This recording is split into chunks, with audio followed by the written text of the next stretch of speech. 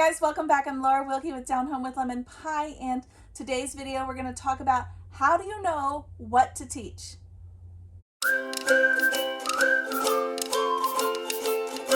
Alright guys, welcome back. Like I said, I'm Laura Wilkie with Down Home with Lemon Pie, and I'm a Christian stay-at-home homeschool mama of 7 little ones. We've been homeschooling since the very beginning. If you have not already, I do encourage you to subscribe, like, and share the videos because that's how other people are going to find them too. And that's what I wanted this to be, was a community of moms who can offer encouragement and help and advice to each other. So today's video is, how do I know what to teach? If you missed it, I already shared with you guys how to create your own homeschool curriculum. If you are not wanting to go the big box route, maybe you are not wanting to spend the money on the big box, or maybe it just doesn't really fit with your family. There's a couple pieces you would use, but maybe not all of it. So you just want to create your own. Go check out that video. It is linked below if you need help finding it. And it is also in my Homeschool Fellowship Friday playlist. So you can find it there too, as well as a ton of other good ones. So this one, we're going to talk about how do you know what to teach. There's so many options, and it's so tempting to go to, especially if you're like me, like you came from a public school background, where public school was the only thing you knew. Then you're probably going to think of those basic subjects. You've got history and science, and you've got reading and writing and math. And honestly, it's not much different than that, except with homeschooling, you have so much more freedom with not only adding new subjects that you probably haven't considered, I'll talk about those, but also with the way that you actually teach. So is it going to be a lot of the kids reading on their own and answering questions and taking a test, or is it more than that? So that is what I kind of want to cover in this video, but there's so many options. The styles, oh my gosh, the styles alone are going to give you like reading for the whole weekend.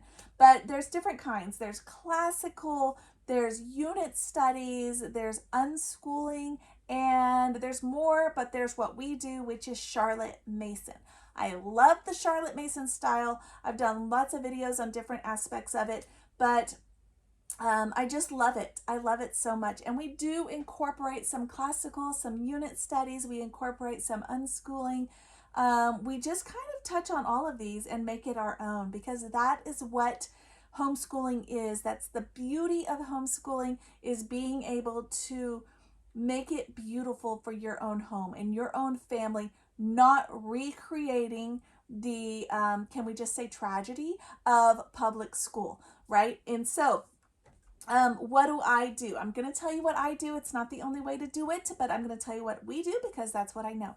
So we start with history. We like to teach our children from a biblical worldview.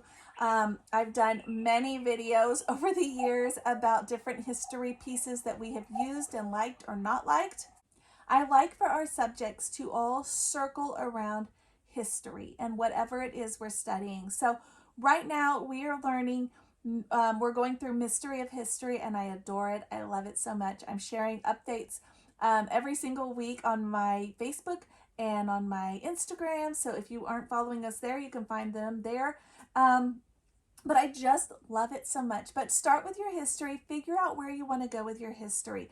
I picked Mystery of History, and that includes all of the history, but it doesn't have some of the other things. Like it does have books in the back that it recommends for different subjects like reading or whatever, but that's all it is. It's just history, okay? So I have to add in all the other components. So another thing that I do is I look at what others are using. I look to other homeschool mamas who seem to be using the same, doing the same kinds of things that I want to implement in our home. And I say, what are they doing? I want to do that. And I look to them. I look on like this. I look at YouTube mamas. I go see what they do. That's why I'm sharing with you guys, so that you can know as well. I look to other companies and I find out, okay, they're studying this time period or that's the time period we want to study. So what did they do when they studied that time period? I look at companies. Some of our favorites are Sunlight, My Father's World, Ambleside, Heart of Dakota, Good and the Beautiful. There's just so many. And then there's also individual people, individual mamas who have created stuff of their own. Um, yeah, there's campfire curriculums, which we're starting this year. There's Simply Charlotte Mason, which is actually now a company. There's just so many little bits and pieces. Yeah, there's Read Aloud Revival with Sally. There's all kinds of exciting things out there, guys. There's a couple other mamas that I follow regularly. Hip Homeschool Mom, For the Love of Homeschooling. They have so many great things that they carry and they create and they sell them, and you are getting a quality product that is kind of customized to whatever it is you're doing. So for example, we're studying modern history right now with Mystery of History, but I am going to add on Campfire Curriculum's Titanic unit study because I think it is so good and it's not really covered very well in the Mystery of History book. So I do want to cover it really extensively because I have a couple kiddos that are particularly interested in it and I just think it looks really good. So anyway, a good rule of thumb is if lots of people are using it, it's probably good. Now, obviously, this is not like a fail-proof method.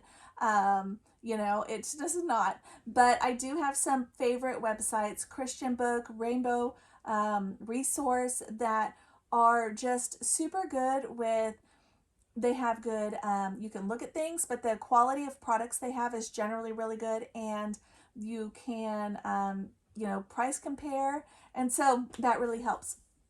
So it's not a foolproof method, like I said. The Good and the Beautiful is really good if you're looking for reading books, but if you're looking for read alouds or whatever, Read Aloud Revival is a good resource, but not fail proof. Everything's not going to be fail proof, so you do need to do your own research and kind of get in there and dig, on your own, which is honestly part of the fun of it.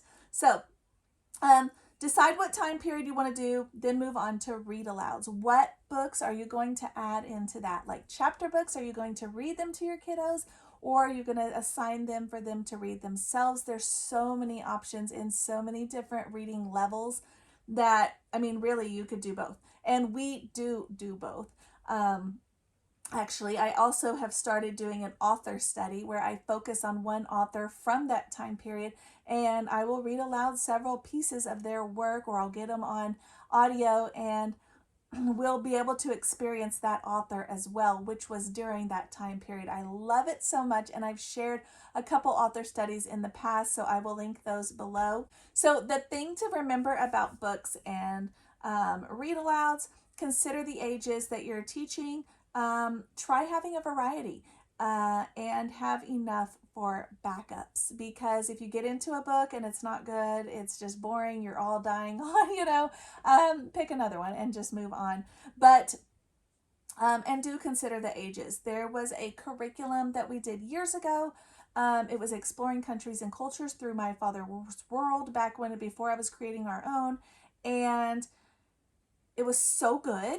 But I re-customized the whole thing. I shared it on this channel. I re-customized the whole thing to fit the ages that I had, because the kiddos that I was teaching were not going to be interested in the read alouds or some of the assignments that it had.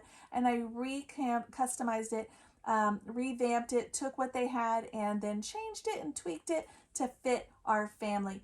And it was really, really good. Actually, my kids were talking about it just the other day, about how it was one of their favorite years. Okay, then the next thing I do is I go in and I start selecting all of what I would call our beauty subjects. Charlotte Mason would call them that, the beauty subjects, but the more modern term might be your morning time subjects. And I go in and start picking those. I shared with you guys earlier this school year about our morning time binder and how I created it and what's included. I will link that below. But some of the subjects you may not have included or may have not even considered that you can actually teach in your homeschool besides the normal ones that everybody knows. What about a hymn study? What about a folk song, an artist study, a composer study, Bible verses, just reading through the Bible, a nature study, an herbology study. There's just so many options. A cooking lessons, maybe every Friday is cooking day or whatever.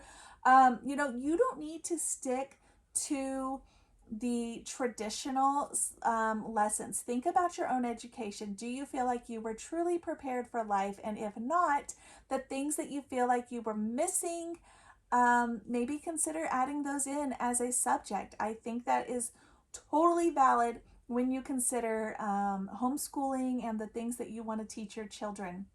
I did another video where I talked about some of these subjects, so I will link that one also below, man. But you will find it there. And yeah, but just subjects that you may not have considered. Like, for example, I really felt really prepared for all kinds of things that I've never used, okay? Like all kinds of different math equations and sciencey things. Yeah, a lot of that's done me no good. However, I could have probably used some better lessons in cooking for sure, in healing myself for sure, in some simple car things, definitely. And I think that those kinds of things would have been beneficial. Next, I look at the science subjects. This is where you can plug all those extra ones in because almost anything I think counts as science. But try to pair it, we try to pair it with history. So like inventors and inventions when we study modern history. You've got some Benjamin Franklin and things around that time period, the steam engine, the steamboat, all those things around American history time period. Geology when you study creation. What about physics? You got Isaac Newton when you study Renaissance period. There's so many things, and you don't have to come up with these on your own. When you buy or when you get into your history time period or when you buy the book that you're deciding to use, it'll tell you some of the components that they're going to study, and you can just pick some of those. Little pro tip there: you don't have to know everything there is to know about everything. Just dig in. That was kind of what we did, and that's what works. Something that'll fit anywhere if you're just at a loss is a health subject. Learn about the body, learn about the bones, learn about healing yourself, learn about medicine, all of that kind of stuff during pretty much any time. All right, so I teach the basic subjects last. When I talk about the basics, I'm talking about math, reading, and writing. For the little ones, it is definitely just handwriting. All the way up till almost like middle school or high school. When they get older, much older, then we might add in a writing component to how to write an essay or how to write this or that. But if they are reading so much, and if you are reading to them, they're exposed to that grammar, they're exposed to spelling, they're exposed to all of these things. And you can add and tweak if you have a particular child that's struggling in one of these things. But as a whole, I just focus on reading, writing, and math. So choosing a math program, honestly, can be a feat in itself. If you want to know the math program we're using, I will link that video below because I show you all the ins and outs of it, and it is so good. So that is linked below as well. And then, of course, read reviews. Could be biased, of course, but look at samples. Christian book, like I said, almost always has flip throughs. Even you can get on YouTube, and mamas have made flip throughs of their curriculum so that you guys can see what's inside. And of course, watch other mamas' curriculum videos, their curriculum hauls, and don't forget to look at the reviews, because a lot of mamas will show you their haul video and they're so excited to try this and that, and later come to find out it's not what they thought, and they do a review on it to let you know that it's not quite a good fit. So don't just rely on those haul videos. Do check for the reviews, or even the end of school wrap-ups or whatever they call them. Look for those, and I did that as well. Like I said, we tweak it constantly because things change, interests change, your habits change, your schedule changes, your interests change, your kids' interests or whatever, or things you want to focus on change, and that's okay. So don't think that that's not okay or that you have failed at planning because things are needing to change. That's not true. That is just the way life is, right? Let's be honest. So anyways, that wraps up this video. How do you know what to teach? And if you missed, like I said, I will link below the author studies, how we do our morning binder, the math program we're using this year that we love, and the video that I talked about how to create your own curriculum. It will reiterate some of these and give you some new ideas as well. So if you haven't already, do like and share the videos, and of course subscribe and comment. I love to hear your comments. So I will look forward to that, and I'll catch you guys next time.